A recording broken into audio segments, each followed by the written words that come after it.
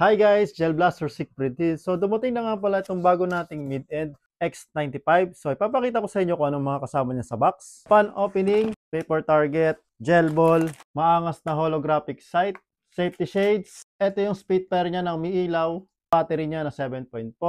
Yung compensator, extra gel ball, charger ng battery, charger ng Spitfire, tsaka yung handle ng Mag Prime. Magazine niya, full electronic siya, so meron siyang magazine prime. Ito na yung mismong unit, sobrang angas niya. Bubuhayin muna natin. So ilagay na natin tong holographic sight. So ang ganda ng holographic sight niya, meron siyang dalawang ilaw.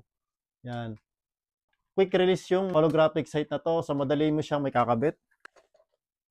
So yan, nakalock na kagad siya sa magazine prime. Ito naman yung magazine.